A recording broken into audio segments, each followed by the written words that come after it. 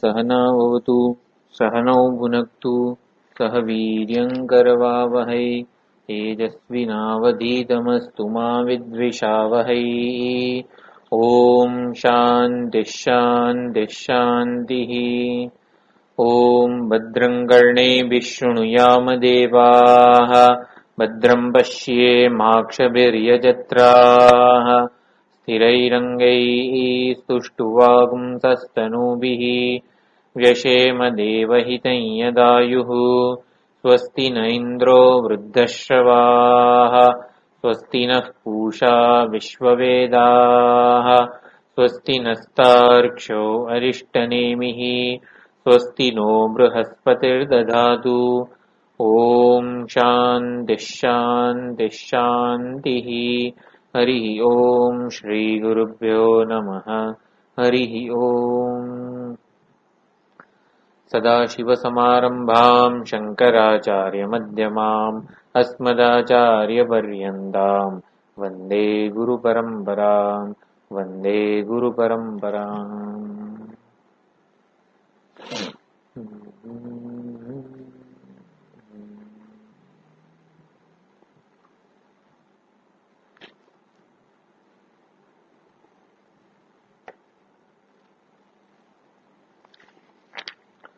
તો તૃતીય મુંડક પ્રથમ ખંડ એનો છેલ્લો મંત્ર છે 10મો. આગળ 9મા મંત્રમાં આત્મજ્ઞાન માટે જે સાધનભૂત ચિત્તની અવસ્થા છે ચેતસા વેદિતવ્ય એનો ઉલ્લેખ થયો. ચિત્તની જે વિશેષતા છે, ચિત્તમાં એવું શું છે કે જે આત્મજ્ઞાન માટેનું પ્રમાણ બને છે, તો અંતર્મુખ જે ચિત્ત છે, અંતર્મુખ ચિત્તમાં જ્યારે એકાંત સેવન અને આત્મવિચારનું મનોમંથન, આત્માનું અનુસંધાન કરનારા જે શ્રુતિ વાક્યો છે એનું ચિંતન એ થાય ત્યારે એ ચિત્ત આત્મજ્ઞાન માટેનું સાધન બને છે. અને આગળના મંત્રમાં જ્ઞાન પ્રસાદેન વિશુદ્ધ સત્વ એની પણ વાત થઈ. પ્રમાણ અને લક્ષણ એના વડે વસ્તુ સિદ્ધિ થાય છે. એટલે ચિત્તની જે શુદ્ધિ છે એ પ્રમાણ છે આત્મજ્ઞાન માટેનું, આત્મજ્ઞાન માટેનું. અને એ શુદ્ધ ચિત્તને થયેલો તત્વમસી મહાવાક્યનો ઉપદેશ એ લક્ષણ બને છે આત્મજ્ઞાન માટેનું. એ વાત થઈ. હવે આ તૃતીય મુંડક પ્રથમ ખંડ 10મો મંત્ર છેલ્લો મંત્ર છે. તો આત્મજ્ઞાનીની ઉપાસના, આત્મજ્ઞાનીની આરાધનાનું શું મહત્વ છે નિષ્કામ સાધક માટે કે સકામ મનુષ્ય માટે, એનું જે મહત્વ છે એ આ મંત્રમાં છે. આપણે 17 એપ્રિલ દર વખતે પૂજ્ય સ્વામીજીનો જન્મોત્સવ જે છે પ્રાગટ્ય દિને ઉજવીએ છીએ. તો તેના માટે 17 એપ્રિલ ઉજવીએ છીએ એનો જવાબ આપણને આ મંત્રમાંથી મળે છે. તો 10મો મંત્ર છે. યમ યમ લોકમ મનસા સંવિભાતિ વિશુદ્ધ સત્વઃ કામયતે યાંશ્ચ કામાન તમ લોકમ જયતે તાંશ્ચ કામાન તસ્માદાત્મજ્ઞમ યર્ચયેદ ભૂતિકામઃ. તો વાક્યનો કરતા એટલે વિશુદ્ધ સત્વ એટલે કે જે વિશુદ્ધ અંતઃકરણ વાળો જે છે, એટલે કે તત્વજ્ઞાની મહાત્મા જે છે એ આત્મજ્ઞાની પુરુષ જેને આત્મતત્વને એના યથાર્થ સ્વરૂપે જાણી લીધું છે, નિરુપાધિક સ્વરૂપે જાણી લીધું છે. આપણે સૌ સોપાધિક રૂપે તો જાણીએ જ છીએ આત્મતત્વને, કરતા ભોગતા પ્રમાતા સુખી દુઃખી ગંતા શ્રોતા મનતા, આવી રીતે આત્મતત્વને જાણીએ જ છીએ, આત્મતત્વની જ ઉપાસના કરીએ છીએ. પ્રત્યેક ક્ષણે આત્માની જ ઉપાસના, આત્માની જ આરાધના કરી રહ્યા છીએ, પરંતુ એના એક અલ્પ રૂપની ઉપાસના કરીએ છીએ. અકૃત્સ્ન એટલે અપૂર્ણ રૂપની ઉપાસના કરીએ છીએ. જ્યારે આત્મજ્ઞાની છે, તત્વદર્શી મહાત્મા જે છે એ આત્માની બ્રહ્મ રૂપે ઉપાસના કરે છે, આરાધના કરે છે, જાણે છે. બ્રહ્મ રૂપે એટલે કૃત્સ્ન રૂપે, પૂર્ણ રૂપે આત્માને જાણે છે. એના અપૂર્ણ રૂપની ઉપાસના એ નથી કરતા. એટલે વિશુદ્ધ સત્વ જે છે એ આત્મજ્ઞાની મહાપુરુષ જે છે એ યમ લોકમ મનસા સંવિભાતિ, જે લોકની મન વડે ઉપાસના કરે, સમવિભાતી એટલે જે લોકની મન વડે કામના કરે છે. સમવિભાતી એનો અર્થ છે સંકલ્પયતી, જે લોકની મન વડે કલ્પના કરે છે, સંકલ્પ કરે છે. અને યામ ચ કામાન કામયતે, અને જે કામાન એટલે કે ભોગ્ય પદાર્થોની, કામ્ય વિષયોની કામના કરે છે. જે લોકની કામના કરે છે અને જે કામ્ય પદાર્થોની કામના કરે છે. તમ લોકમ તામસ્ય કામાન જયતે, તે લોકને જીતી લે છે, તે કામનાઓને પ્રાપ્ત કરી લે છે. આમ આત્મજ્ઞાની જે છે એ સત્ય સંકલ્પ છે. તત્વદર્શી મહાપુરુષો જે છે એ સત્ય સંકલ્પ છે, એમનો સંકલ્પ અમોઘ છે. માટે આત્મજ્ઞમ યર્ચયેત ભૂતિકામઃ. ભૂતિકામઃ એટલે કે જેને ભૂતિની ઈચ્છા છે, ભૂતિકામઃ જેને ભૂતિની ઈચ્છા છે. ભૂતિમાં બંને સમજી લેવાના, જેને આલોક કે પરલોકના ભોગ્ય સુખની કામના છે એ, અને ભૂતિ એટલે કે જે નિષ્કામ છે, જેને માત્ર ને માત્ર આત્મજ્ઞાન જ જોઈએ છે, એવા નિષ્કામ સાધક મુમુક્ષુ એ આત્મજ્ઞમ યર્ચયેત. આ વિધિવાક્ય છે. આત્મજ્ઞાનીની ઉપાસના કરવી જોઈએ, આત્મજ્ઞાનીની આરાધના કરવી જોઈએ. જેવી ઈચ્છા હોય એ પ્રમાણે આત્મજ્ઞાનીની આરાધના કરવી જોઈએ, એવું અહીંયા વિધાન છે શ્રુતિનું. તો બ્રહ્મ વિદ્યા જે છે, બ્રહ્મ વિદ્યાનું સ્વરૂપ શું છે? બ્રહ્મ વિદ્યા કોને કહેવાય? બ્રહ્મ વિદ્યા એટલે શું? બ્રહ્મ વિદ્યાનું સ્વરૂપ શું છે?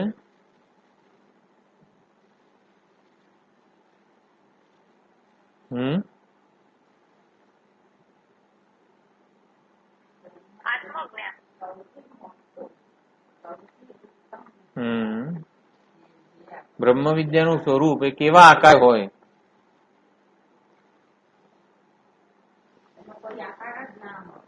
બ્રહ્મ વિદ્યાનું સ્વરૂપ, હું બ્રહ્મ છું એ બ્રહ્મ વિદ્યાનું સ્વરૂપ છે.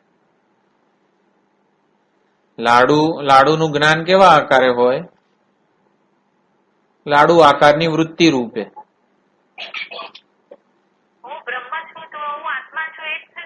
એટલે હું બ્રહ્મ છું, હું આત્મા છું નહીં. હું તો આત્મા તો છે જ. કરતા ભોગતા પ્રમાતા શ્રોતા મનતા સુખી દુઃખી બધું આત્મા જ છે, આત્માના જ સોપાધિક રૂપ છે.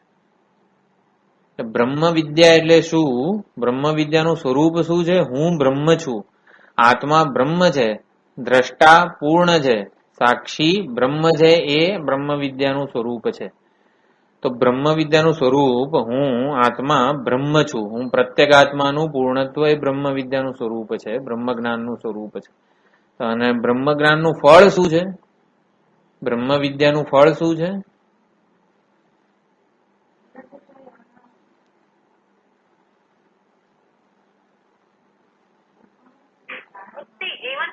જીવન મુક્તિ ફળ છે, વિદેહ મુક્તિ ફળ છે.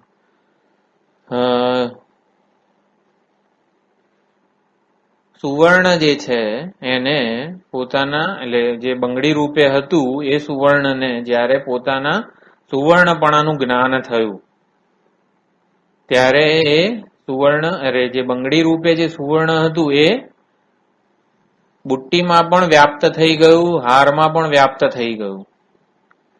એટલે બંગડી રૂપે જે સુવર્ણ હતું એને પોતાના બ્રહ્મ સ્વરૂપનું એટલે કે પૂર્ણ સ્વરૂપનું, સુવર્ણ સ્વરૂપનું જ્ઞાન થયું જ્યારે, ત્યારે એ બંગડીમાં જે સુવર્ણ હતું એ હારમાં પણ જતું રહ્યું, બુટ્ટીમાં પણ જતું રહ્યું, અછોડામાં પણ જતું રહ્યું, બધામાં વ્યાપ્ત થઈ ગયું. તો બ્રહ્મ વિદ્યાનું શું ફળ શું છે? સર્વાત્મ ભાવ. બ્રહ્મ વિદ્યાનું સ્વરૂપ શું છે? હું બ્રહ્મ છું એ બ્રહ્મ વિદ્યાનું સ્વરૂપ છે. બ્રહ્મ વિદ્યાનું ફળ શું છે? હું સર્વાત્મા છું. સર્વમ ખલુ ઇદમ બ્રહ્મ. હું અને આ જે કંઈ પણ દૃશ્યમાન જગત જે છે એ બ્રહ્મ છે. આ બ્રહ્મ વિદ્યાનું સ્વરૂપ છે. અને ફળ શું છે? સર્વાત્મ. જો બ્રહ્મ જ્ઞાન એટલે એ જ સર્વાત્મ ભાવ છે. હું સમજાવવા એ માંગુ છું કે બ્રહ્મ જ્ઞાનનું જે સ્વરૂપ છે એ જ બ્રહ્મ જ્ઞાનનું ફળ છે. બ્રહ્મ વિદ્યા ફલરૂપા વિદ્યા છે. લાડુ બનાવવાનું જ્ઞાન પ્રાપ્ત થાય આપણને, પછી લાડુ બનાવવું પડે, લાડુ પ્રાપ્ત ના થઈ જાય, ક્રિયા કરવી પડે. જ્યારે બ્રહ્મ વિદ્યામાં એવું નથી. બ્રહ્મ જ્ઞાન એ જ બ્રહ્મ લાભ છે. બ્રહ્મ જ્ઞાનનું સ્વરૂપ હું બ્રહ્મ છું એટલે જ હું સર્વાત્મા છું.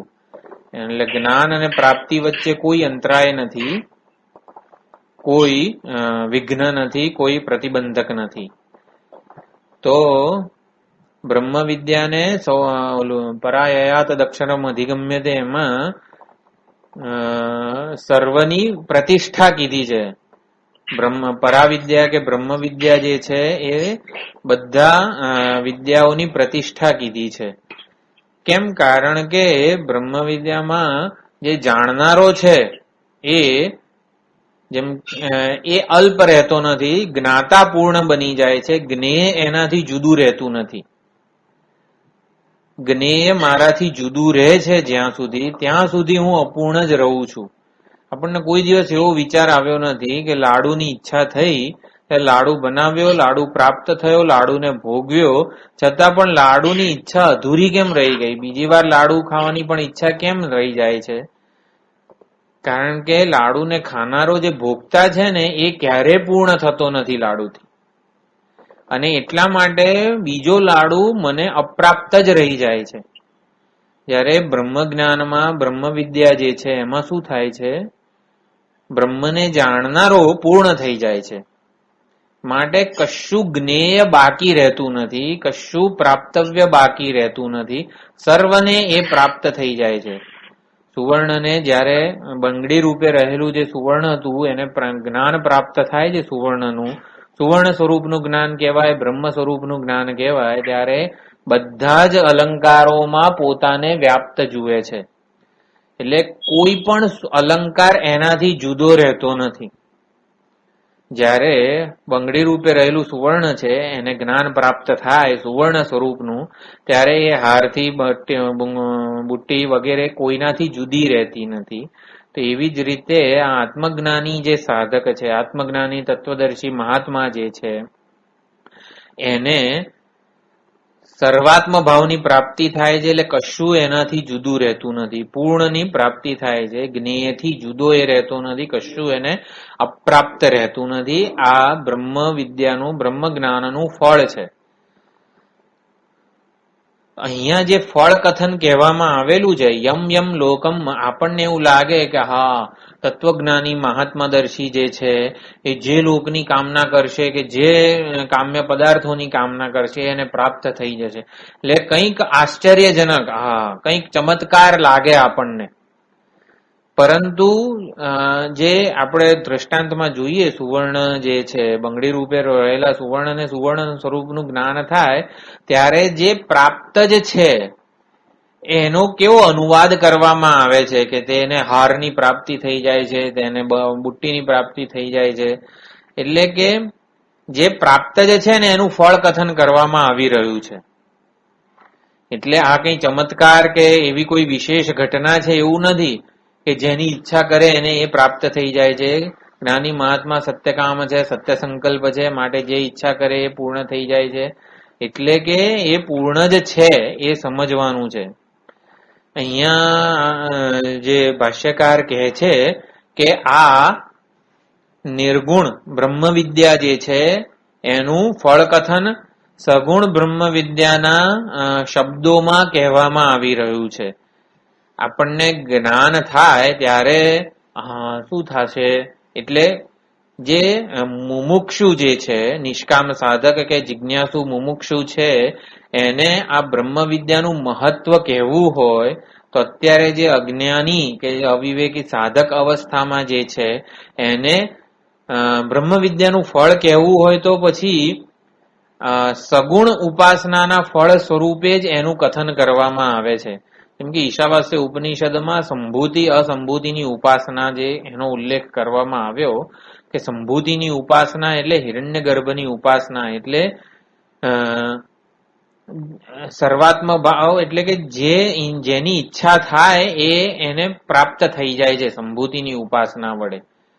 એટલે આ કેવું છે કે જેને લાડુની અત્યંત ઈચ્છા હતી, લાડુ ખાવાની જેને અત્યંત ઈચ્છા હતી, એને સિદ્ધિ વિનાયક મંદિરમાં રસોઈયાના હેલ્પર તરીકે નોકરી મળી જાય તો એને શું થાય, સવાર સાંજ લાડુનો જ ભોગ જયારે સિદ્ધિવિનાયક ગણપતિજીના મંદિરમાં ધરાવવામાં આવે ત્યારે એને સવાર સાંજ લાડુની પ્રાપ્તિ થઈ જાય છે.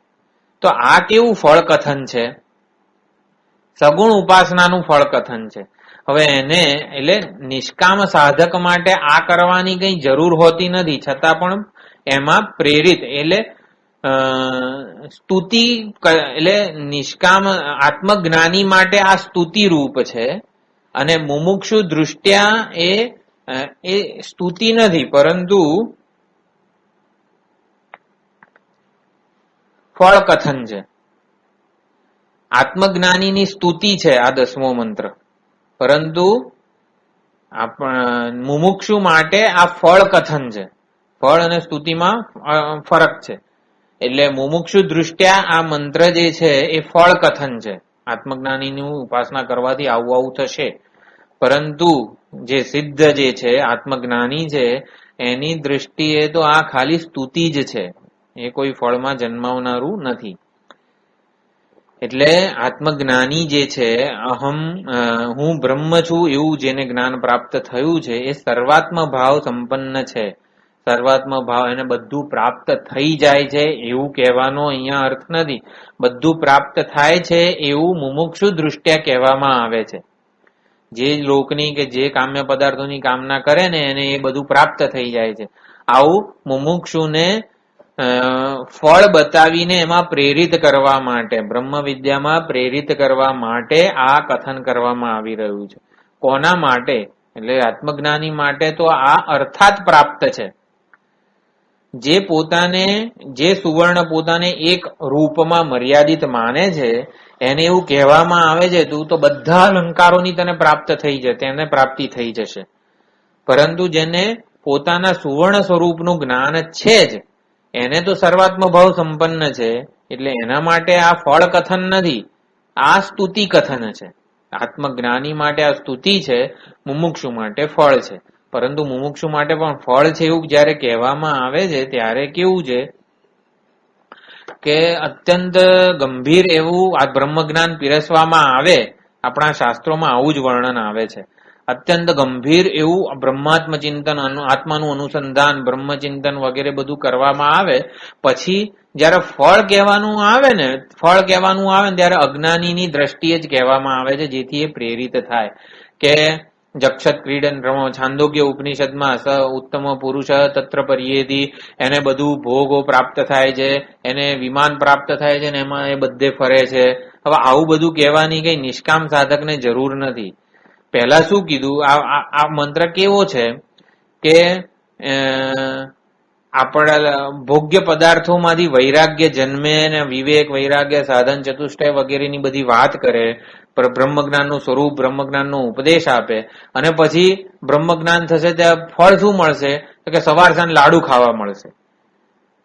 આવું ફળ કથન શેના માટે કરવામાં આવે છે? જેને લાડુમાં ઈચ્છા હતી એને આવું કરીશું ને, નિર્ગુણ બ્રહ્મજ્ઞાન પ્રાપ્ત કરીશું ને તો પણ સગુણ ઉપાસનાથી, સગુણ એટલે કે જે સાધના કરવાથી પ્રાપ્ત થવાનું છે એ જ્ઞાન દ્વારા જ પ્રાપ્ત થઈ જશે. કોઈ પણ જે મર્યાદિત પરિચ્છિન્ન વસ્તુમાં જેને પોતાનું મહત્વ કે પરિચ્છિન્ન વસ્તુની કામના છે હજી, એને સર્વાત્મ ભાવનું કંઈક દર્શન કરાવવું હોય ત્યાં આવી રીતે કરાવવામાં આવે છે. એટલે જ્ઞાની મહાપુરુષ માટે સર્વાત્મ ભાવ સંપન્ન છે, એના માટે સર્વ કંઈ પ્રાપ્ત જ છે, એને કંઈ પ્રાપ્ત થવાનું નથી. તો સર્વ કંઈ એને પ્રાપ્ત થઈ જાય છે જે ઈચ્છા કરે એવું ફળ કથન શેના માટે કરવામાં આવે છે? અજ્ઞાનીને આ બ્રહ્મ વિદ્યાનું પ્રેરિત કરવા માટે આ ફળ કથન છે. નિષ્કામ મુમુક્ષુ માટે આ મંત્ર ફળ કથન છે, આત્મજ્ઞાની માટે આ સ્તુતિ છે. ખાલી જ્ઞાન વડે જે અર્થાત પ્રાપ્ત છે એનું અહીંયા કથન માત્ર કરવામાં આવે છે. બંગડી રૂપે જે એક રૂપમાં સુવર્ણ હતું એને બધા અલંકારોની પ્રાપ્તિ થઈ જાય છે. આ ફળ કથન કોના માટે છે? જે સુવર્ણ પોતાને એક રૂપમાં મર્યાદિત માનતું હતું એના માટે આ ફળ કથન છે કે તને બધા અલંકારોની પ્રાપ્તિ થઈ જશે.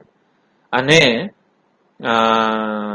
જે અલંકારને પોતાના સુવર્ણ સ્વરૂપનું જ્ઞાન છે જ એના માટે આ સ્તુતિ છે કે એ પોતાને સર્વ સ્વરૂપે જુએ છે. એટલે આ મંત્ર મુમુક્ષુ દૃષ્ટિયા ફળ કથન છે અને આત્મજ્ઞાની દ્રષ્ટિએ સ્તુતિ છે. જ્ઞાની જે છે એ સર્વ સંકલ્પ સંન્યાસી છે. બ્રહ્મવા ઇદમગ્ર આસીત તદાત્માનમેવાવેત અહમ બ્રહ્માસ્મીતિ. જ્યારે બ્રહ્મજ્ઞાની સાધક બ્રહ્મનું જ્ઞાન મેળવવાની સાધના કરી રહ્યો છે પહેલા જ બ્રહ્મ જ છે, એ પહેલા બ્રહ્મ જ છે અને માટે એ બ્રહ્મ જ્ઞાન વડે બ્રહ્મને જાણે છે અને પોતાના સર્વાત્મ સ્વરૂપને જાણે છે. એવી રીતે આ જ્ઞાની સર્વ સંકલ્પ સંન્યાસી છે. એનામાં કોઈ પરિચ્છિન્ન વસ્તુ માટે કોઈ કામના કે સંકલ્પ જન્મતો જ નથી. પોતાના અપરિચ્છિન્ન સ્વરૂપનું જ્ઞાન જેને હોય, અપરિચ્છિન્ન એટલે સર્વવ્યાપક સર્વાત્મ ભાવ એને પ્રાપ્ત થયેલા પોતાના સ્વરૂપનું જ્ઞાન હોય, એને કોઈ પરિચ્છિન્ન વસ્તુ માટે સંકલ્પ કે ઈચ્છા જન્મી જ ના શકે. તો પછી યમ યમ લોકમ મનસા સંવિભાતિ યાંશ્ચ કામાન કામયતે, જે એની ઈચ્છા કરે એને પ્રાપ્ત થઈ જાય છે. એટલે શું સમજવાનું?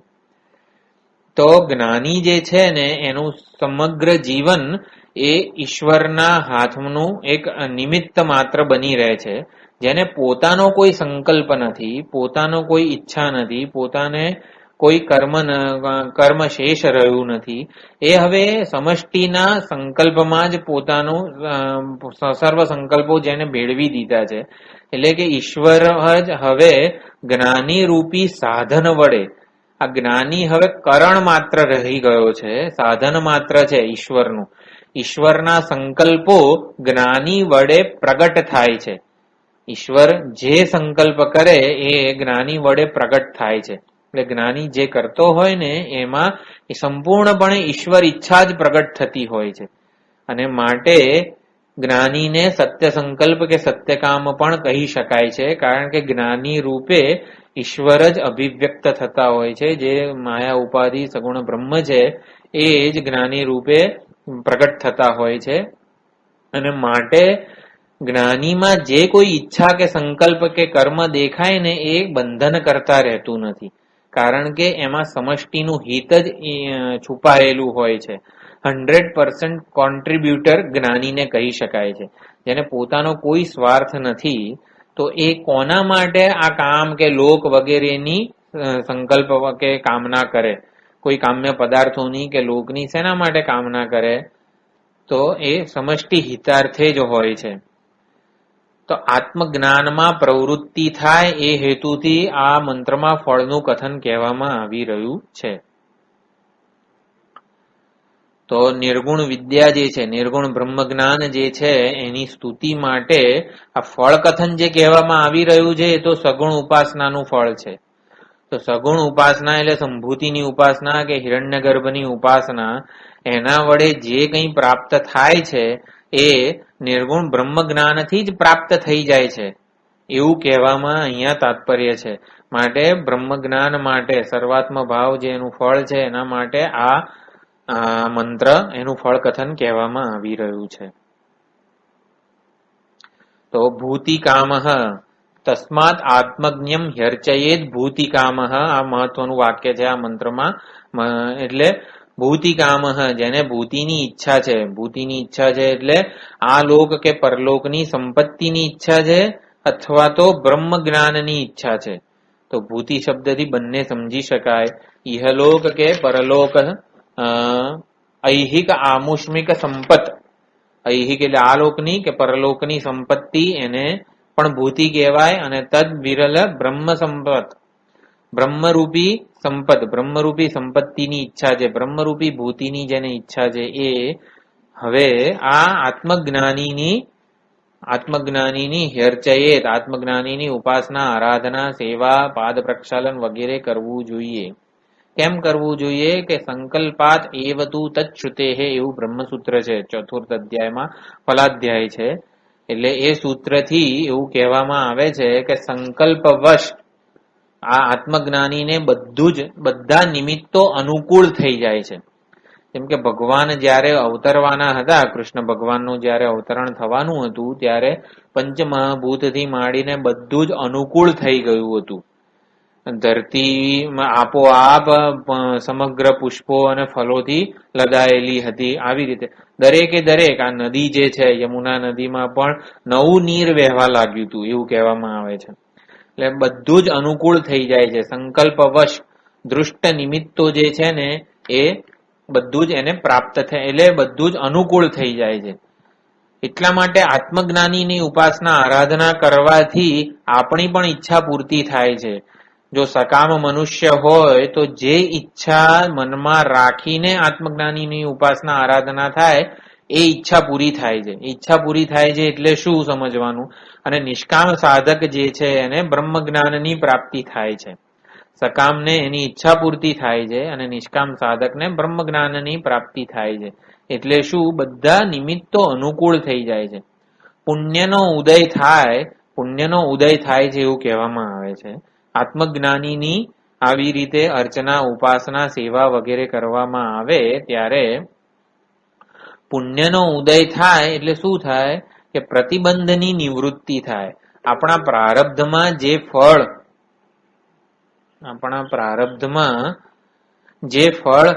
છે એ ફળ આડેના પ્રતિબંધોની નિવૃત્તિ થઈ જાય છે. માટે આપણને આપણા કરેલા કર્મોનું જ ફળ મળે છે. સકામની ઈચ્છા પૂરી થાય છે એટલે શું કે જે ઈચ્છા કરી હતી એ પૂર્ણ થાય છે એટલે શું કે એ પ્રારબ્ધમાં જે ફળ હતું એની આડે જે કંઈ અવરોધો હતા એ અવરોધોની નિવૃત્તિ થઈ જાય છે.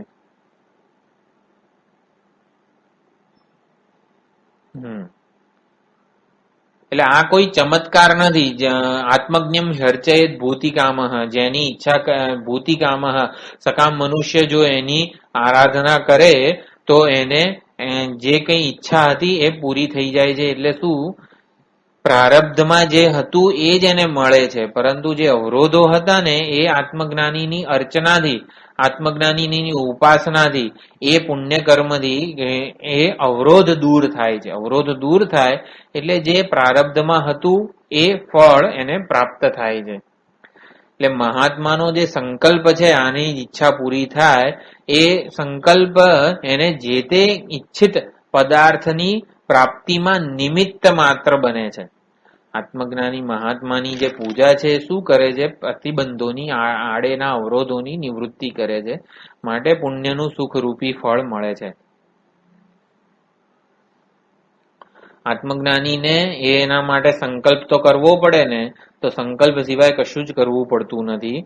એટલે એને સંકલ્પ વડે જ બધું પ્રાપ્ત હોય છે. એટલે કઈ રીતે પ્રાપ્ત હોય છે? તો એ ખાલી જે આપણે બંગડીના રૂપમાં રહેલું જે સુવર્ણ છે, સુવર્ણ સ્વરૂપનું જ્ઞાન પ્રાપ્ત થાય પછી એને હાર પ્રાપ્ત કરવા માટે સંકલ્પ જ કરવો પડે. એવી જ રીતનું કથન છે. એના માટે કશું અપ્રાપ્ત રહેતું નથી. બધું એને સર્વાત્મ ભાવ સંપન્ન હોય એને બધું પ્રાપ્ત જ છે. તો આ મંત્રનું અપૂર્વતા શું છે? તસ્માત આત્મજ્ઞમ હ્યર્ચયેત ભૂતિકામઃ, સકામ કે નિષ્કામ જે કોઈ મનુષ્ય છે એને આત્મજ્ઞાનીની જ જે કોઈ ઈચ્છા હોય એ ઈચ્છાની પૂર્તિ માટે સકામને જે તે ઈચ્છિત પરિચ્છિન્ન વસ્તુની ઈચ્છા હોય તો પણ એને આત્મજ્ઞાનીની પૂજા આરાધના સેવા કરવી જોઈએ. નિષ્કામ મનુષ્યને બ્રહ્મજ્ઞાનની ઈચ્છા હોય તો એને બ્રહ્મની ઈચ્છા હોય બ્રહ્મજ્ઞાનની, તો પણ એણે આત્મજ્ઞાનીની જ પૂજા સેવા આરાધના કરવી જોઈએ. તો એવું કેમ છે? પરિચ્છિન્ન વસ્તુની પ્રાપ્તિ માટેનું સાધન શું છે? કર્મ. લૌકિક કે વૈદિક શાસ્ત્રોક્ત કર્મ જે છે, મને ધન પ્રાપ્તિ કરવી હોય તો લૌકિક ઉપાયો છે ધન પ્રાપ્તિ માટેના, અને વૈદિક શ્રી સૂક્તમનો પાઠ, શ્રી સૂક્તમનો હોમ વગેરે અનેક લૌકિક ઉપાયો પણ છે, પૌરાણિક ઉપાયો પણ છે. તો એ શાસ્ત્રીય અને વૈદિક કર્મોથી પણ જે ઈચ્છા હોય એ પૂરી થઈ શકે છે. તો પણ અહીંયા આત્મજ્ઞમ હર્ચયેત એવું કેમ કહેવામાં આવેલું છે? નિષ્કામ સાધક માટે બ્રહ્મજ્ઞાન જે છે, બ્રહ્મજ્ઞાન માટે જ એ પ્રયત્ન કરતો હોય છે, તો બ્રહ્મજ્ઞાન શ્રવણ મનન નિધિધ્યાસન વગેરે કરવું જોઈએ. તો એવા બ્રહ્મજ્ઞાનના સાધક માટે પણ આત્મજ્ઞાનની પૂજા સેવા આરાધના કરવાનું કેમ કહેવામાં આવે છે? ભૂતિકામહમાં બંને સમજી લેવાના છે, સકામ અને નિષ્કામ. તો સકામ અને નિષ્કામ મનુષ્યએ પોતાની ઈચ્છા પૂર્તિ માટે એ લૌકિક કે વૈદિક કર્મોનું અનુષ્ઠાન કરવું જોઈએ અને નિષ્કામે શ્રવણ મનન નિધિધ્યાસન કરવું જોઈએ. આત્મજ્ઞાનની પૂજા સેવા આરાધના કરવાનું કેમ કહેવામાં આવી રહ્યું છે આ મંત્રમાં? એટલે લૌકિક કે વૈદિક કર્મોથી વૈભવથી માંડીને બધું મળી જ શકે છે, પરંતુ આત્મજ્ઞાનીની સેવા પૂજા આરાધના વગેરે કરીશું તો ભગવાન માટે એને રુચિ જન્મશે, અંતર્મુખ બનશે, ઈશ્વરાભિમુખ બનશે. એટલે એને આ આત્મજ્ઞાનની જ્ઞાનીની સેવા પૂજા આરાધનાથી, એના ઉપદેશથી ભગવાન માટે પ્રીતિ જન્મશે, પરમ પુરુષાર્થ એવા મોક્ષ માટે અભિમુખ બને છે. તો લૌકિક કે વૈદિક કર્મો કર્યા જઈશું તો વધારે ને વધારે એમાં સંડોવાઈશું. એના કરતા જો આત્મજ્ઞાનની પૂજા કરીશું ને તો ઈશ્વરાભિમુખ બનીશું અને વૈરાગ્ય જન્મવાની, વૈરાગ્ય જન્મે સંસારનું સાચું સ્વરૂપ સમજાય. એના માટે વારંવાર આ જે જીવન મુક્ત મહાપુરુષો છે એની સેવાનું, એની આરાધનાનું, એની પાસે ઉપદેશ મેળવવાનું કથન કહેવામાં આવી રહ્યું છે આપણા શાસ્ત્રોમાં. કર્મો, વૈદિક કર્મો કરીએ તો પણ વૈરાગ્ય ન જન્મે ને એની સંભાવના છે.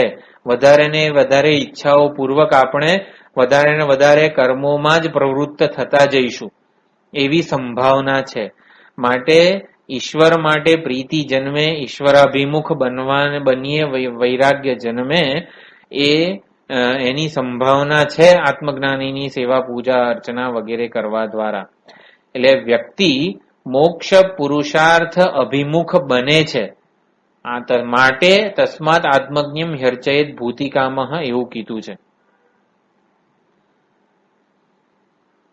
એટલે આત્મ સાક્ષાત્કારથી જેનું ચિત્ત નિર્દોષ થઈ ચૂક્યું છે, વિશુદ્ધ સત્વ, એટલે વિશુદ્ધ સત્વ જેનું ચિત્ત થઈ ચૂક્યું છે, એની સેવા અર્ચના શુશ્રૂષા વગેરે કરવી જ જોઈએ એવું અહીંયા વિધાન કહેવામાં આવેલું છે. તો મેં કીધું કે આત્મજ્ઞાનીની સેવા પૂજા અર્ચના કરીએ તો ઈશ્વરાભિમુખ બનીએ, ઈશ્વર પ્રતિ પ્રેમ કે ભક્તિ આપણને જન્મે.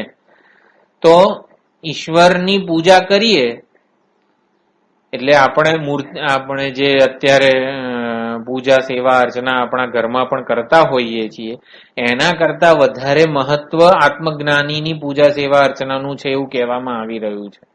તો મૂર્તિ પૂજા વગેરે જે છે, પરમાત્માની પૂજા વગેરેથી પણ અધિક લાભ આત્મજ્ઞાનીની પૂજા સેવા અર્ચના શુશ્રૂષા સેવાથી છે. મૂર્તિથી જેટલો લાભ લઈ શકાય છે ને એના કરતા વધારે આ જીવંત મૂર્તિથી લઈ શકાય છે.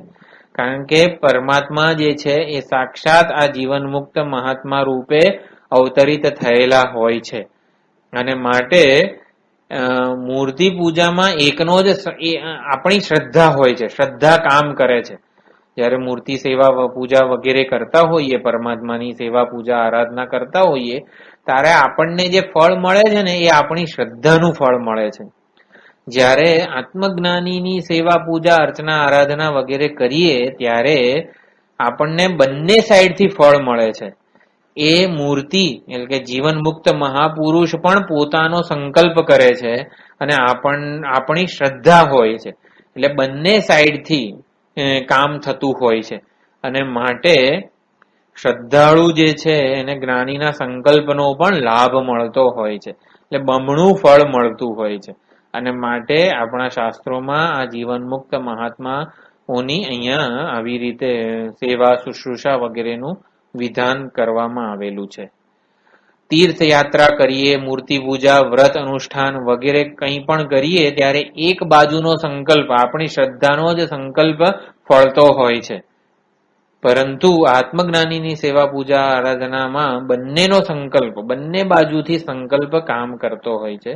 માટે એ વધારે ફળદાયી છે, વધારે શીઘ્રગામી ફળ પ્રદાન કરે છે. યમ યમ લોકમ મનસા સંવિભાતિ. સંવિભાતિ એટલે સંકલ્પયતી. મને અથવા તો આ જગતને, જગતમાં રહેલા જે કોઈ પણ મનુષ્યો છે એને, મહ્યમ અથવા તો અન્યસ્મય આ વસ્તુ પ્રાપ્ત થાય. તો આત્મજ્ઞાનીને વળી સંકલ્પ જન્મે છે કેમ? સંકલ્પ જન્મે કેમ? કઈ રીતે? આત્મજ્ઞાનીમાં ઈચ્છા જન્મી શકે ખરી? યમ યમ લોકમ મનસા સંવિભાતિ અથવા તો યાંશ કામાન કામયતે. કામ્ય પદાર્થોની પરિચ્છિન્ન વસ્તુ માટે ઈચ્છા જન્મી જ ના શકે આત્મજ્ઞાનીમાં. તો આવું ફળ કથન કેમ કહેવામાં આવ્યું છે? તો કે ઈચ્છા જન્મે ને એ અંતઃકરણમાં જન્મે છે. ઈચ્છા અંતઃકરણમાં જન્મે છે અને આ આત્મજ્ઞાની કઈ પથ્થર જેવા જડ નથી. અને એટલા માટે એક જ્ઞાની પથ્થર સમાન નથી. ઈચ્છા એના અંતઃકરણમાં ભાસે છે. યમ યમ લોકમ મનસા સંવિભાતિ એટલે એ ઈચ્છાઓ આત્મજ્ઞાનીના અંતઃકરણમાં ભાસે છે. સનત કુમારો વગેરે જે તત્વજ્ઞાની મહાત્માદર્શી મહાત્મા જ છે એ વૈકુંઠ દર્શનની, ભગવાનના દર્શનની ઈચ્છા થાય છે એમને. એટલે એ પોતે નિવાસ ક્યાં કરે છે? આવા જે મહાત્મા સિદ્ધ પુરુષો હોય એ મહરલોકમાં નિવાસ કરતા હોય છે. તો મહરલોકમાં નિવાસ કરતા સનતકુમાર વગેરે જે સિદ્ધ પુરુષો જે છે એમને વૈકુંઠ લોકમાં જઈને ભગવાન વિષ્ણુના દર્શનની ઈચ્છા જન્મે છે. એટલે કે ઈચ્છા જન્મવી એ જ્ઞાનથી વિરુદ્ધ નથી. સમષ્ટિની હિતાર્થે જે ઈચ્છા જન્મે છે એ જ્ઞાનથી વિરુદ્ધ નથી. વશિષ્ઠ ભગવાનને પણ શ્રી રામના દર્શન કરવાની ઈચ્છા જન્મે છે, એટલે જે કુલગુરુ થયા હતા. એટલે ઈચ્છા કે સંકલ્પ જે છે એ આત્મ સ્વરૂપમાં નથી ભાસતા, અંતઃકરણમાં ભાસી રહ્યા છે. અને એ સમષ્ટિ હિતાર્થે જ એ ઈચ્છા જન્મતી હોય છે. પોતાના કોઈ વ્યક્તિગત સ્વાર્થ ને કોઈ સ્વાર્થ રહ્યો જ નથી, કોઈ વ્યક્તિત્વ જ રહ્યું નથી એમના માટે. એ સંપૂર્ણપણે આવી રીતે સમષ્ટિ હિતાર્થે જ આ બધું એમનામાં જન્મતું હોય છે. તો વિશુદ્ધ સત્વ એટલે શું? વીતરાગ ક્ષીણ ક્લેશાહ એવો અર્થ કરે છે કે કોઈ પણ દૃશ્ય, કોઈ પણ પરિચ્છિન્ન વસ્તુમાં અભિનિવેશ રહ્યો નથી. આત્મજ્ઞાની મહાપુરુષને કોઈ પણ પરિચ્છિન્ન વસ્તુમાં કોઈ અભિનિવેશ રહ્યો નથી. અભિનિવેશ રહ્યો નથી એટલે કોઈ સત્યતા રહી નથી. પ્રેમપુરી મહારાજ વરસાદમાં આવી રીતે પ્રેમપુરી આશ્રમ જે છે મુંબઈમાં, જેમાં સ્વામીજીના પ્રવચન થતા હોય છે, એ પ્રેમપુરી મહારાજ વરસાદમાં એકવાર ગાડીમાં જઈ રહ્યા હતા. તો વરસાદ હતો, ખાબોચિયા વગેરે બધું ભરાયેલું હતું. તો બીજી ગાડીના ટાયરથી એમનો કાચ ખુલ્લો હશે તો એક બીજી ગાડીથી એમના મુખમાં એ રસ્તા પરનું પાણી ગયું. તો આપણને તો એવું થાય, પરંતુ આત્મજ્ઞાની મહાપુરુષોને કેવું સહજ સ્વાભાવિક જન્મતું હોય છે. તો કે આજે તો ભગવાનનું ચરણામૃત મળી ગયું, આવું એ લોકો એ બોલ્યા છે. એટલે જીવનનો રસ લેવાની જે પ્રક્રિયા છે ને એ આપણને આ તત્વજ્ઞાની મહાપુરુષો પાસેથી પ્રાપ્ત થતું હોય છે. એમના જ્ઞાનથી આ બધું શીખવા મળતું હોય છે. અને એટલા માટે એવા બ્રહ્મજ્ઞાની મહાપુરુષની સેવા, પૂજા, અર્ચના, આરાધના વગેરેનું વિધાન આપણા શાસ્ત્રોમાં છે. નમસ્કારાદિભિ ભૂતિકામઃ વિભૂતિમ ઇચ્છુઃ આત્મજ્ઞમ હ્યર્ચયેત આત્મજ્ઞમ પૂજયેત. વૈભવનો ઈચ્છુક જે છે એને વૈભવની પ્રાપ્તિ માટે પણ આત્મજ્ઞાનીની સેવા પૂજા કરવી જોઈએ. અને જે નિષ્કામ સાધક છે, નિષ્કામ સાધક મુમુક્ષુ છે, એને બ્રહ્મરૂપ પોતાના અવબોધ એટલે કે બોધની પ્રાપ્તિ માટે, બ્રહ્મજ્ઞાનની પ્રાપ્તિ માટે પણ એની અંતેવાસી થઈ એની સેવા, પૂજા, આરાધના વગેરે કરવું જોઈએ. પ્રેમપૂર્વક, શ્રદ્ધાપૂર્વક એમના આદેશોનું પાલન કરવું જોઈએ અને આવી રીતે જ્ઞાનનું આવાહન કરવું જોઈએ. બ્રહ્મજ્ઞાનીને સર્વ કંઈ પ્રાપ્ત જ છે. ભગવદ્ ગીતામાં પણ યાવાનર્થ ઉદપાને સર્વતઃ સંપ્લુતોદકે તાવાન સર્વેષુ વેદેષુ બ્રાહ્મણસ્ય વિજાનતઃ. વિજાનતઃ બ્રાહ્મણસ્ય એટલે કે જે જાણી ચૂક્યો છે આત્માનું બ્રહ્મત્વ, એના માટે આ વરસાદ પડે ત્યારે જે ખાબોચિયામાં પાણી ભરાઈ જાય છે પરંતુ આત્મજ્ઞાનીને સર્વત સંપ્લુતોદક સ્થાનીય સમુદ્ર પ્રાપ્ત છે. સમુદ્રની જેને પ્રાપ્તિ થઈ ગઈ છે એને આ ખાબોચિયાના જળની પ્રાપ્તિથી શું પ્રયોજન છે? એટલે જેને સમુદ્રની અનંતની પ્રાપ્તિ થઈ ગઈ છે, અનંતમાં જે પ્રતિષ્ઠિત છે, એને પરિચ્છિન્ન વસ્તુની પ્રાપ્તિનો કોઈ સંકલ્પ જ રહ્યો નથી, એને સર્વ કંઈ પ્રાપ્ત થઈ ગયું છે. પછી બીજો પણ છે ને, જે સ્થિત પ્રજ્ઞના લક્ષણમાં જે આપૂર્યમાણમ અચલ પ્રતિષ્ઠમ સમુદ્રમાપ પ્રવિશંતિ યદ્વત, જેમાં સમુદ્રને કોઈ નદીના જળની ઈચ્છા નથી, નદીઓ સ્વયં પોતાનું જળ સમુદ્રમાં ઠાલવે છે. એવી રીતે સર્વ કાંઈ સર્વાત્મ ભાવ સંપન્ન છે, એને કોઈ સંકલ્પ કરવાનો જ નથી, સર્વ કંઈ પ્રાપ્ત જ છે, અને માટે એને પોતાના માટે કોઈ સંકલ્પ કરવાનો હોતો નથી. પરંતુ આ શેના માટે આ મંત્ર અહીંયા કહેવામાં આવેલો છે?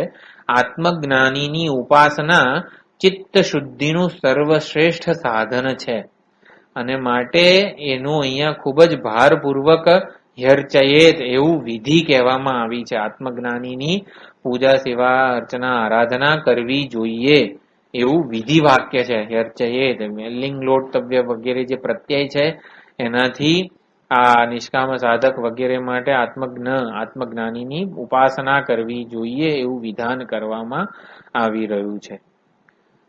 તો અહીંયા તૃતીય મુંડકનો પ્રથમ ખંડ સમાપ્ત થાય છે. પછી દ્વિતીય ખંડ જે છે એમાં પણ આવી જ કંઈક વાત છે. ભૂતિકામહથી વૈભવનો ઈચ્છુક એની વાત પણ કરી હતી, પરંતુ હવે જે નિષ્કામ સાધક છે એ આ જીવન મુક્તિને પ્રાપ્ત કરે છે. આવી રીતે આત્મજ્ઞાનીની ઉપાસના દ્વારા એ કહે છે. હવે પ્રથમ મંત્રમાં સવેદૈતત્ પરમં બ્રહ્મધામ યત્ર વિશ્વં નિહિતં ભાતિ શુભ્રમ ઉપાસતે પુરુષમ યે હ્યકામાઃ તે શુક્રમ એતદતિવર્તન્તિ ધીરાઃ.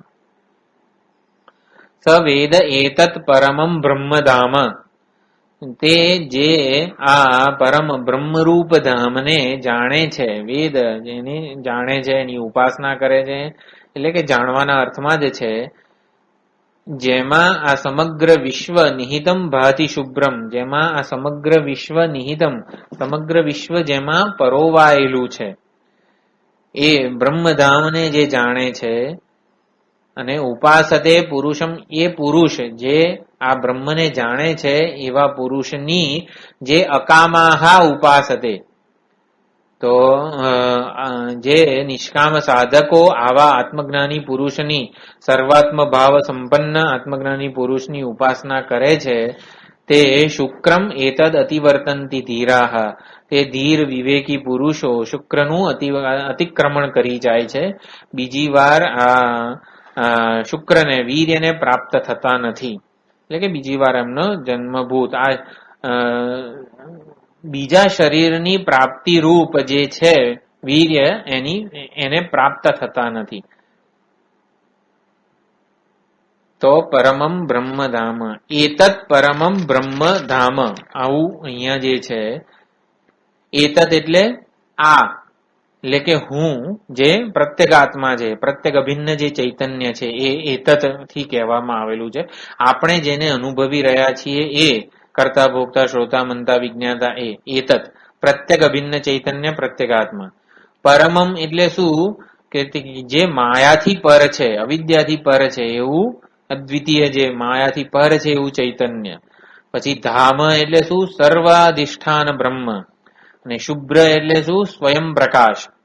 તો જે સ્વયં પ્રકાશ છે, બ્રહ્મ ચૈતન્ય છે. ધામ એટલે જે સર્વ અધિષ્ઠાન રૂપ છે. પરમમ એટલે માયા અને એના કાર્યથી પર છે.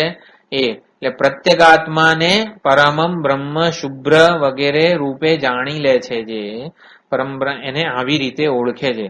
આ મહાત્મા જે છે, જીવન મુક્ત જે મહાત્મા તત્વદર્શી મહાપુરુષો જે છે, એ હું રૂપે, આત્મ સ્વરૂપે પરમ બ્રહ્મ શુભ્ર બ્રહ્મધામ વગેરેને જાણી લે છે. તો સચ્ચિદાનંદ સ્વરૂપ જે બ્રહ્મ છે એને આત્મ સ્વરૂપે જાણે છે, આત્માને બ્રહ્મ સ્વરૂપે જાણી લે છે. એ અને કેવું બ્રહ્મ છે, કેવું ધામ છે, જેમાં યત્ર વિશ્વમ નિહિતમ ભાતિ, કે જેમાં સમગ્ર જગત અર્પિત છે, સમગ્ર જગત જેમાં પરોવાયેલું છે, એવા સચ્ચિદાનંદ સ્વરૂપ બ્રહ્મને જે જાણી લે છે, શુભ્રમ એટલે સ્વયં પ્રકાશ જે છે, એવું ચૈતન્ય સ્વરૂપ જે છે એને જે જાણે છે, એવા પુરુષની યે હિ અકામાહા ઉપાસતે, જે બ્રહ્મને આત્મ સ્વરૂપે જાણે છે, આત્માને બ્રહ્મ સ્વરૂપે જાણે છે, એવા તત્વજ્ઞાની મહાત્માની જે નિષ્કામ સાધકો ઉપાસના કરે છે, જે નિષ્કામ સાધકો એની આરાધના કરે છે, એની સેવા, એના ઉપદેશનું ગ્રહણ કરે છે, એતત શુક્રમ અતિવર્તંતી, એ બીજી વાર શરીર ધારણ કરતા નથી, એ બીજી વાર સ્થૂળ શરીર ધારણ કરતા નથી, એવું અહીંયા ફળકથન છે. એ બીજા શરીરમાં પ્રવેશ રૂપી જે વીર્ય છે એનું અતિક્રમણ કરી જાય છે, મુક્ત થઈ જાય છે એનાથી. તો પરમમ બ્રહ્મધામ એટલે આપણે વિચાર કર્યો, આનંદ સ્વરૂપ પ્રત્યેક અભિન્ન જે ચૈતન્ય છે એ જ બ્રહ્મ સ્વરૂપ છે, માયા વિદ્યાથી પર છે, સર્વ અધિષ્ઠાન છે, એ સ્વરૂપે જે જાણી લે છે. બ્રહ્મજ્ઞાની એક બ્રહ્મજ્ઞાનીનું બ્રહ્મ સ્વરૂપે જ જે બ્રહ્મજ્ઞાનીમાંથી બ્રહ્મનું આવાહન કરે છે. નિષ્કામ સાધકો જે વૈભવના ઈચ્છુક એવા સકામ સાધકો છે, એ બ્રહ્મજ્ઞાનીમાંથી શું આવાહન કરે છે? બ્રહ્મજ્ઞાનીમાંથી સેવા પૂજા આરાધના કરે છે. શેના માટે? કે મારી ઈચ્છા પૂર્તિ થાય એના માટે. પરંતુ નિષ્કામ સાધકો જે છે એમને પોતાની કોઈ ઈચ્છા ના હોય, વૈરાગ્ય વિરક્ત હોય, એ લોકો બ્રહ્મજ્ઞાની એવા જીવન મુક્ત શ્રોત્રિય અને બ્રહ્મનિષ્ઠ જે છે એમાંથી શું આવાહન શું કરે? બ્રહ્મનું આવાહન કરે છે. બ્રહ્મમાંથી આપણે પ્રેમનું આવાહન કરીશું તો એ આપણને પ્રેમ આપશે. બ્રહ્મજ્ઞાનીમાંથી આપણે જે આવાહન કરીશું ને એ આપણને મળશે. બ્રહ્મજ્ઞાની કલ્પવૃક્ષ સમાન છે. જે ઈચ્છા, જે આવાહન કરીશું ને એવું રૂપ એ ધારણ કરીને આપણને આપણી સામે આવે છે. બ્રહ્મજ્ઞાનીમાંથી કોઈક પિતાનું આવાહન કરીશું તો એ પિતા બનીને આપણી સામે આવશે. માતાનું આવાહન કરીશું તો એ માતા સ્વરૂપે આપણને વાત્સલ્ય પ્રદાન કરશે. જે સ્વરૂપનું આવાહન કરીશું એ સ્વરૂપ એ ધારણ કરીને આપણી સમક્ષ આવે છે. તો નિષ્કામ સાધકે આત્મજ્ઞાનીની પૂજા બ્રહ્મ સ્વરૂપે કરવાની છે. પૂર્ણનું આવાહન કરવાનું છે. પૂર્ણનું આવાહન કરીએ તો પૂર્ણ સ્વરૂપે એ પ્રગટ થાય. પૂર્ણ સ્વરૂપે પ્રગટ થાય એટલે ક્યાં થાય? પૂર્ણ સ્વરૂપે પ્રગટ થાય તો મારાથી અભિન્ન સ્વરૂપે પ્રગટ થાય. પરિચ્છિન્નનું આવાહન પરિચ્છિન્નતાની પ્રાપ્તિ કરાવશે. અપરિચ્છિન્નનું આવાહન અપરિચ્છિન્નતામાં પ્રતિષ્ઠિત કરાવશે. એટલે યસ્ય દેવે પરાભક્તિ યથા દેવે તથા ગુરૌ તસ્યેદે કથિતા ह्यर्थाः પ્રકાશંતે મહાત્મનઃ. તો જેવી એટલે બ્રહ્મજ્ઞાની સાક્ષાત ઈશ્વરનું જ સ્વરૂપ છે. ઈશ્વરે જ આ જીવનમુક્ત મહાત્મા રૂપે અવતાર ધારણ કરેલો છે એવું જે માનીએ તો બ્રહ્મજ્ઞાનીમાંથી અપરિચ્છિન્નનું આવાહન થયું કહેવાય.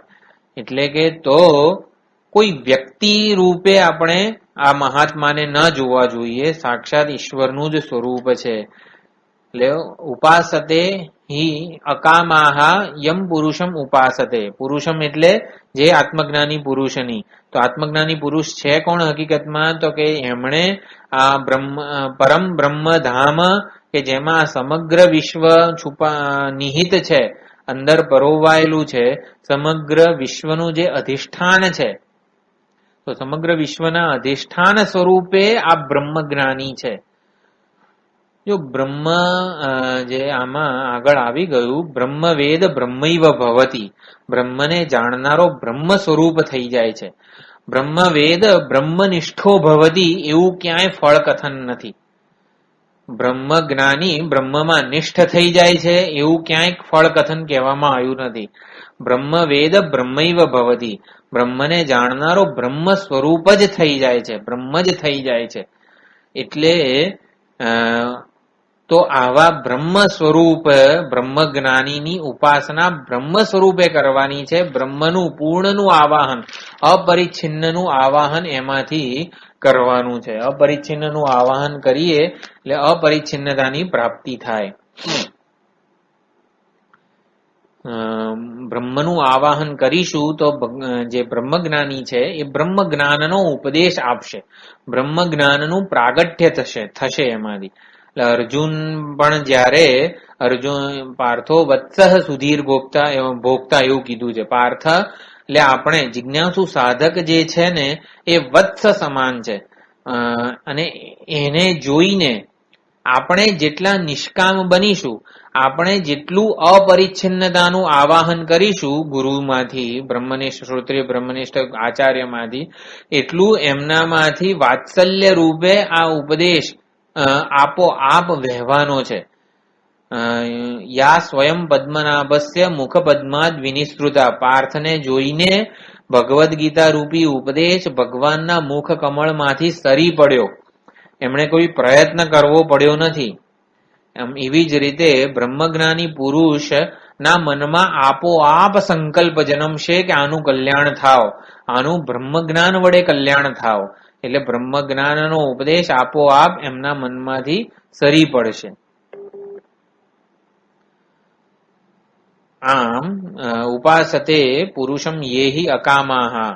તો અકામ બનીને, નિષ્કામ બનીને આપણે બ્રહ્મજ્ઞાનીની આવી ઉપાસના, સેવા, પૂજા, આરાધના વગેરે કરીએ તો આપણું કલ્યાણ થઈ જાય છે. એટલે કે આપણું બીજા શરીર, બીજું જે સ્થૂળ શરીર છે એમાં પ્રવેશવાનું જે કારણ છે ને એ કારણ અવિદ્યારૂપી બીજ જે છે ને એ નષ્ટ પામે છે. સૂક્ષ્મ શરીર જે અતિક્રમણ કરે છે ને એ અતિક્રમણ કરતું નથી હવે. એટલે કામના જ રહેતી નથી, કામના જ બીજા શરીરમાં જન્મનો હેતુ છે. તો એવી વાસના કે કામના જ રહેતી નથી. એટલે નિષ્કામ બનીશું, નિષ્કામ રૂપે નિષ્કામ બનીને બ્રહ્મજ્ઞાનીની ઉપાસના કે એમના ઉપદેશનું શ્રવણ મનન નિધિધ્યાસન કરીશું તો શુક્રમ અતિવર્તનતી. શુક્રમ એટલે વીર્ય, વીર્યનું અતિક્રમણ થઈ જાય છે. એટલે વીર્યમાં લાવનારું કોઈ રહેતું નથી. અન્ય શરીરમાં પ્રવેશનું કારણ શું છે? ઈચ્છા. એ ઈચ્છા જ રહેતી નથી. એટલે ઈચ્છાનું અતિક્રમણ થઈ જાય છે. એટલે કે અકામાહા, નિષ્કામ બનીને આત્મજ્ઞાનીની આવી રીતે સેવા, પૂજા, અર્ચના, આરાધના વગેરે કરવાથી ઈચ્છા જ રહેતી નથી. પૂર્ણની સેવા કરીશું તો આપણે પણ નિષ્કામ બની જઈશું, આપણામાં પણ કોઈ ઈચ્છા નહીં રહે. ઈચ્છા શું છે? હકીકતમાં આપણને લાડુ ખાવાની ઈચ્છા થઈ તો લાડુ ખાવાની ઈચ્છા હકીકતમાં આ જડ દૃશ્ય એવા શરીરને થયેલી છે. દ્રષ્ટા ચેતનને કોઈ દિવસ દૃશ્ય કે જડની ઈચ્છા ના થાય. દ્રષ્ટા એવા ચેતનને કોઈ દિવસ જડની ઈચ્છા ના થાય. પણ જડની ઈચ્છા ક્યારે થાય છે દ્રષ્ટાને? દ્રષ્ટા પોતાને દૃશ્ય એવું જડ માની લે છે ને, હું મને શરીર માની લઉં ને ત્યારે જ મને લાડુની ઈચ્છા થાય. પરંતુ એ ઈચ્છા જન્મે છે કેમ? કારણ કે આવી રીતે દૃશ્ય માની લઈએ છીએ ત્યારે, પોતાને દૃશ્ય માની લઈએ ને તો જ ઈચ્છા જન્મે. દ્રષ્ટા ચેતનને જડની ઈચ્છા થાય છે ને કોઈ રીતે સમજાવી શકાય એવું જ નથી. અને માટે આપણે નિષ્કામ ભાવે, નિષ્કામ બનીને આવી રીતે નિષ્કામ એવા અકામ એવા આત્મજ્ઞાનીની ઉપાસના, આરાધના કરીએ તો ખરેખર ઈચ્છાથી અદૃશ્ય સાથેના તાદાત્મ્યથી મુક્ત થઈ જઈએ છીએ. શુક્રમ અતિવર્તનથી એટલે શું? દૃશ્ય સાથેના તાદાત્મ્યથી કાયમ માટે મુક્ત થઈ જઈએ છીએ. ચૈતન્ય નો જડમાં પ્રવેશ થવો એને જ આ શુક્ર કહેવામાં આવે છે. શુક્રનું અતિક્રમણ થઈ જાય છે એટલે શું? ચૈતન્ય જળમાં પ્રવેશ નથી થતો. ચૈતન્યનો જળમાં પ્રવેશ થવો એને જ શુક્રમાં પ્રવેશ કીધું છે. તો ચૈતન્યનો જળમાં પ્રવેશ જ થતો નથી. એટલે ચૈતન્યનો જળમાં પ્રવેશ ક્યારે ના થાય? આવી રીતે જે અકામ એવા આત્મજ્ઞાનીની માંથી પૂર્ણનું આવાહન કરવામાં આવે. પૂર્ણનું આવાહન કરવામાં આવે ત્યારે આપણે પૂર્ણ બની જઈએ, એટલે કોઈ ઈચ્છા ના રહે. દ્રષ્ટાને દ્રષ્ટા સ્વરૂપે જ આપણે ઓળખી લઈએ ત્યારે દૃશ્ય સાથે એના તાદાત્મ્યથી મુક્ત થઈ જઈએ છીએ. તો આત્મજ્ઞાનીની સેવા પૂજા આરાધનાનું આ એક વધુ ફળ આ મંત્રમાં કહેવામાં આવી રહ્યું છે. તો તૃતીય મુંડક જે છે એના પ્રથમ ખંડ અને દ્વિતીય ખંડનો વિષય લગભગ સમાન જ છે. તો દ્વિતીય ખંડ જે છે એમાં એ નિર્વિશેષ પ્રધાન છે. વિદેહ કૈવલ્યનું એમાં નિરૂપણ છે. પ્રથમ ખંડમાં જીવન મુક્તિનું નિરૂપણ જાણે કે થયું છે. દ્વિતીય ખંડમાં હવે લગભગ બધા મંત્રો જે છે એ વિદેહ મુક્તિનું પણ પ્રતિપાદન કરે છે. તો આવા જ કંઈક મંત્રો હજી પણ ચાલે છે. જે ઈચ્છા કરે એ પૂરી થાય. પર્યાપ્ત કામસ્ત કૃત. એટલે આ બધા મંત્રો જે છે એ જીવન મુક્તિ, વિદેહ મુક્તિ, એટલે કે આત્મજ્ઞાનીની સેવા પૂજા આરાધનાનું જે ફળ છે ને પર્યાપ્ત, એ આગળના મંત્રમાં પણ આવે છે. શુક્રનું અતિક્રમણ કરે છે એટલે શું સમજવાનું? દ્રષ્ટા પોતાને દૃશ્ય માનવાની ભૂલ કરી બેસતો નથી. આપણે પોતાને શરીર માનવાની જે ભૂલ કરી બેસીએ છીએ અને પછી અનેક ઈચ્છાઓને સેવીએ છીએ, પોતાને અધૂરો માનીને અનેક ઈચ્છા, વિષય ભોગની ઈચ્છા કરીએ છીએ, એનાથી મુક્તિ મેળવે છે. દ્રષ્ટા પોતાને દૃશ્ય સાથેના તાદાત્મ્ય વાળો માનતો નથી. એ જ અહીંયા કીધું, ઉપાસતે પુરુષમ યેહિ અકામાહ. અકામ નિષ્કામ મનુષ્યો જ્યારે આત્મજ્ઞાનીની ઉપાસના કરે ત્યારે શુક્રનું અતિક્રમણ કરી નાખે છે. એટલે દ્રષ્ટા ક્યારે દૃશ્ય સાથે પોતાને તાદાત્મ્યપન્ન જોતો નથી. આવો કંઈક અર્થ છે. આ જ સૂરમાં આગળના પણ બધા મંત્રો છે, એ આવતી વખતે આપણે જોઈશું.